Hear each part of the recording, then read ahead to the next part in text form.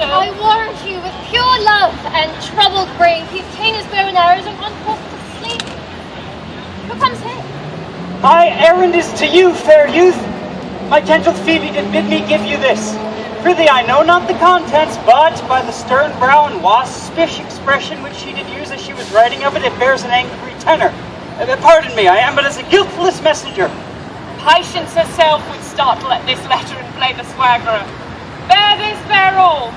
She says, I am not fair, that I lack manners. She calls me proud, And says she could not love me were man as rare as Phoenix. That's my will, her love is not the hair that I do hunt. Why writes she so to me? Well, shepherd, well, this is a letter of your own device. No, I protest, I know not the contents. Phoebe did write it. Come, come, you're a fool turned into the extremity of love. I saw her hand. She had a leathern hand, a freestone-coloured hand. I verily did think that her old gloves were on, but 'twas her hands. She is a huswife's hand.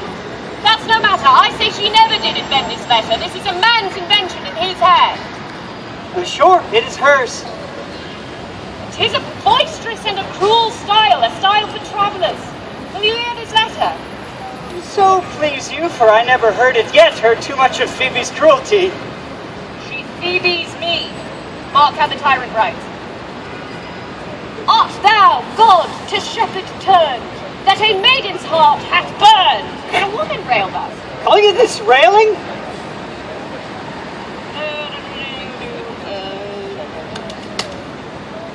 He that brings this love to thee, little knows this love in me. And by him seal up thy mind, whether that thy youth and kind will this faithful offer take of me, and all that I can make, or else by him my love deny, and then I'll study how to die. Oh, call you this chiding? Alas, poor shepherd. Oh, what, do you pity him? No, no. He deserves no pity. Oh, what, will you be made an instrument to be made sole strains upon me? It's not to be endured. But go your ways to her, for I see that love hath made thee a tame snake, and say this to her, that if she loves me, I charge her to love thee.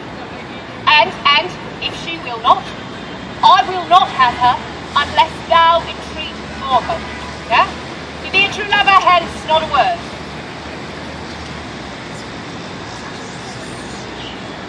Good morrow, fair ones. Pray you if you know.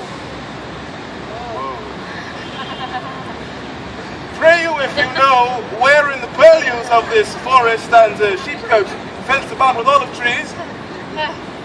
West of this place, down by the neighbour passing the rank of ocean by the murmuring stream, left on your right hand side, breaking the place. But at the side of the house does keep itself, there's none within.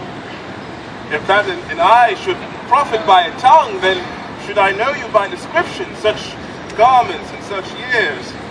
The boy is fair, of a female favour, and bestows herself like a ripe sister. The woman, no, browner than her brother.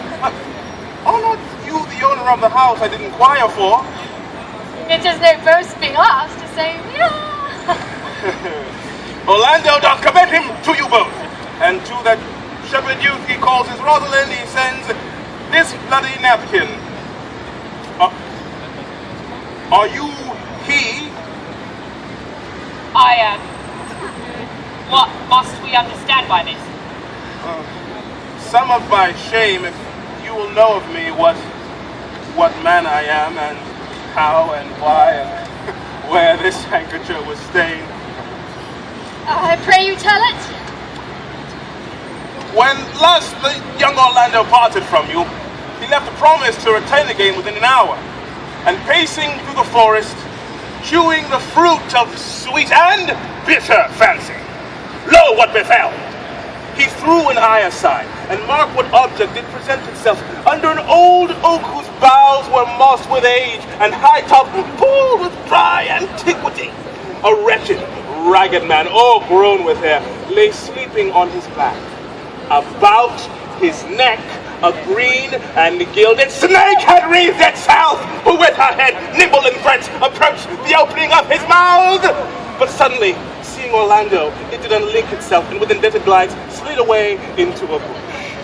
Under which bush's shade, a lioness, with udders all drawn dry, lay couching, head on ground with cat-like watch, when that the sleeping man should stir. For 'tis the royal disposition of the beast to prey on nothing that will seem as dead. Fun fact, this scene, Orlando approached the man and found it was his brother, his elder brother. Oh, I have heard him speak of that same brother, and he did render him the most unnatural that lived amongst men. For well he might so do, for well I know he was unnatural, was. True, Orlando, did he leave him there food for the sucked and hungry lioness? Twice did he turn his back and purpose so, but kindness nobler ever than revenge, and nature stronger than his just occasion, made him give battle to the lioness, who quickly fell before him, in which, hurtling from miserable slumber, I awoke. Are you his brother? Was you he rescued? Was you that did so often strive to kill him? 'Twas I. Oh, but 'tis not I. I do not shame to tell you what I was, since my conversion so sweetly tastes, being the thing I am. But for the bloody napkin! By and by, from the first to last betwixt us two, tears our accountants had most kindly made as to how I came unto that desert place.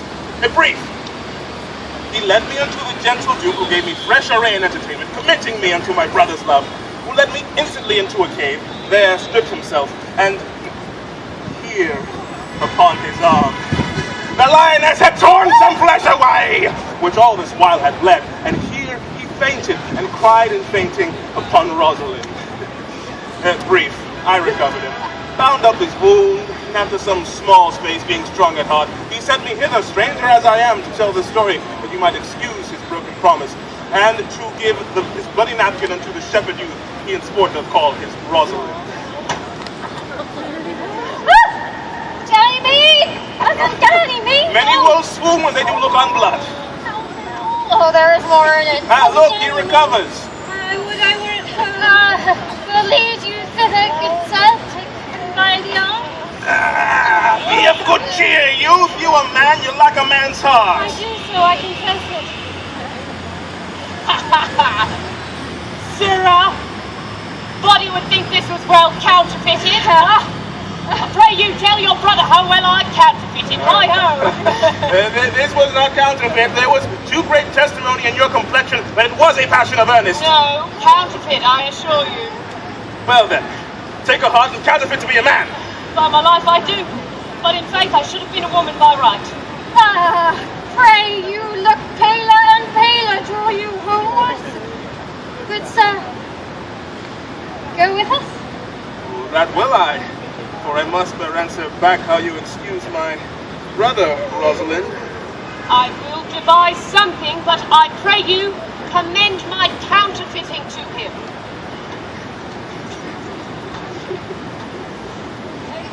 Gentle Audrey, we shall find a time, Audrey. Faith, priest was good enough for all the old gentlemen say. A vile Sir Oliver, Audrey. But there's a youth here in the forest lays claim to you.